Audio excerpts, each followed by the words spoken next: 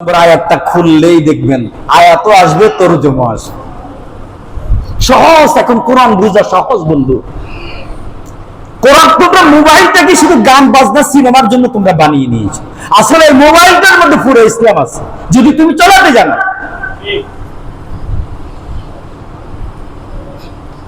প্রিয় ভাইরা আমার, প্রিয় ভাইরা আমার, আল্লাহ, আপনি চিন্তা করেন জুলুম জিনিসটাকে আমার আল্লাহ কত ভয়ঙ্কর শব্দ দিয়ে আমাদেরকে বুঝিয়েছে। আপনি আশ্চর্য হবেন। আচ্ছা, গরু, ছাগল, বিলাই, কুত্তা, এদের কি কিয়ামতের ময়দানে হিসাব হবে? না, জিজ্ঞেস করবে, এই গরু, তোমার মালিক তোমাকে যে খানাগুলো দিয়েছিল অর্ধেক খেয়েছে, অর্ধেক খাও নাই কেন? জিজ্ঞেস করবে। গরুকে জিজ্ঞেস করবে, হ্যাঁ, ছাগলকে জিজ্ঞেস করবে। আপনাদের কি মনে হয় কিয়ামতের ময়দানে মানুষ আর জিন ছাড়া আর কারো কোনো হিসাব হবে? আর কারো কোনো হিসাব হবে?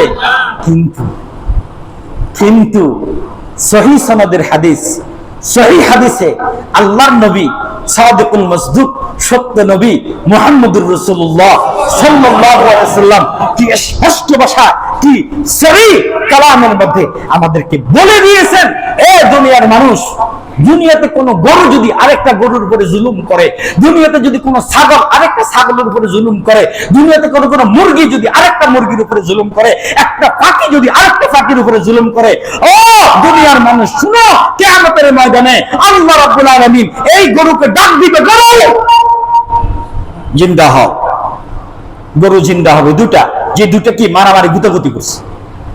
এখন যার শক্তি ছিল দুনিয়াতে, দুর্বলকে গুতা দিয়েছে, আল্লাহ কিয়ামতের ময়দানে ওই দুর্বলকে সবল বানিয়ে দিবে, আর সবলটাকে কি দুর্বল বানিয়ে দিবে। এবার আল্লাহ বলবে, এই দুনিয়াতে তোর উপরে জুলুম করছে, আজকে তুই একটা গুতা দে, তোর জুলুমের বদলা নিয়ে নে।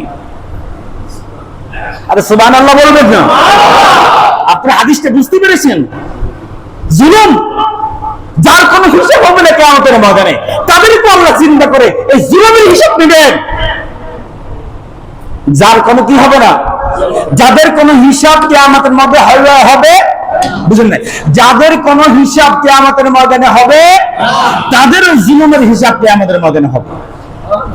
একটা পিপিলিকা আর একটা পিপিলিকাকে মেরে ফেলছে, কিয়ামতের মধ্যে জিন্দা করে আল্লাহ এই পিপিলিকাকে শক্তিশালী করে ওই পিপিলিকাকে কিয়ামতের মধ্যে মারবে। মারার পরে আল্লাহ বলবে, আবার মাটি হয়ে যায়। বুঝতে পেরেছেন? জুলুম এমন একটা ডেঞ্জারাস একটা জিনিস, জুলুমকে আমার আল্লাহ কখনো বরদাস্ত করে না।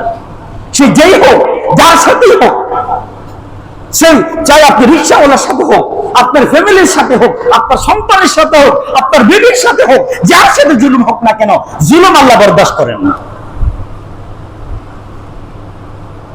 প্রিয় হাজিরিন, দ্বিতীয় যে আয়াতটি আমি আপনাদের সামনে তেলাওয়াত করেছি, আল্লাহ রাব্বুল আলামিন বলেন, ওয়া আনজিরিন নাস يوم يأتيهم العذاب فيقول الذين ظلموا ربنا أخرنا إلى أجل قريب نجب دعوتك ونتبع الرسل أولم تكونوا أقسمتم من قبل ما لكم من زوال। আল্লাহ রাব্বুল আলামিন বলেন, হে নবী, আমার বন্ধু হাবিব, আপনি আপনার উম্মতদেরকে বলে দেন। কি বলবেন? মুমিন, তুমি মানুষকে সেই দিন সম্পর্কে সতর্ক করো। হে রাসূল, আপনি আপনার উম্মতকে সেই দিন সম্পর্কে সতর্ক করেন যেদিন জালেমরা আল্লাহর আযাব প্রত্যক্ষ করবে, আল্লাহর আযাব দেখবে। তখন জালেমরা হাত জোড় করে আল্লাহর কাছে বলবে, আল্লাহ, একটা দিনের জন্য আবার দুনিয়াতে পাঠাইয়া দাও, আমি দুনিয়াতে গিয়ে ভালো হয়ে নামাজ দোয়া করে সবকিছু করে আবার তোমার কাছে ফিরে আসতে চাই। আজকেও দেখবেন জালেমরা যখন মজলুমের খপ্পরে পড়ে যায়, তখন জালেমরা হাত তুলিয়ে বলে, দোয়া করো, দোয়া করো যাতে আমরা বেঁচে যাই। আল্লাহ বলেন, রে জালেম, অনেক সময় দিয়েছি তোরে, অনেক সময় দিয়েছি। দুনিয়াতে 60 বছর দিয়েছি, 70 বছর দিয়েছি। এখন তুমি বলো তোমাকে সময় দিতে না। জালেম, ইযা জা আজালুহুম লা ইস্তাখিরুনা সাআতাম ওয়া লা ইস্তাকদিমুন। জালেম রে, আমি একবার সময় দিই, দুইবার সময় দিই না। আমি জালেম, ও জালেম, আমি তোকে বুঝানোর জন্য আমি যুগে যুগে নবী প্রেরণ করেছি। আমি হাজার হাজার নবী প্রেরণ করেছি। আমি আমি আমি অনেক নবী প্রেরণ করেছি। সাহাবায়ে কেরামদেরকে পাঠিয়েছি, তাবিঈনদেরকে পাঠিয়েছি, তবে তাবিঈনদেরকে পাঠিয়েছি। আমার নবীর ওয়ারিস উলামায়ে কেরাম মসজিদের মিম্বরে বসে বসে, রাস্তা রাস্তা মাহফিল করে করে ওই জালেম তোদেরকে বুঝিয়েছে, তোরা তাদের কথা শুনিস নাই, বরং উলামায়ে কেরামদেরকে বিনা দোষে কারাগারে নিক্ষেপ করেছিস।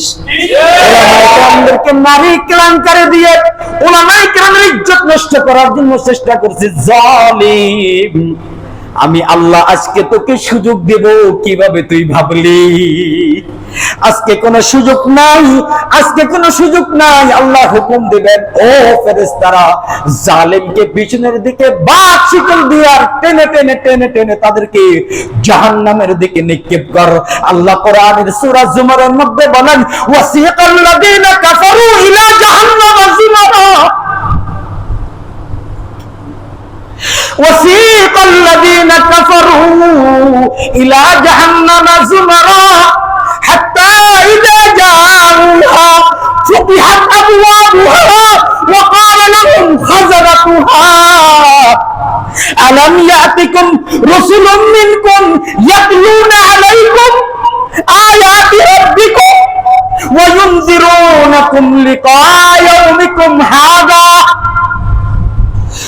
আল্লাহ বলেন সূরা জুমারের মধ্যে, যে মানুষগুলো মুসলিমের উপরে জুলুম করে, যে জালেমগুলো মুসলিমের উপরে জুলুম করে, নিরীহ মানুষগুলোর উপরে জুলুম করে, এই সমস্ত জালেমদেরকে কিয়ামতের ময়দানে ফেরেশতারা 70 গজ শিকল দিয়ে তাদের কোমরে বাঁধবে আর টেনে টেনে টেনে টেনে জাহান্নামের গেট পর্যন্ত নিয়ে যাবে।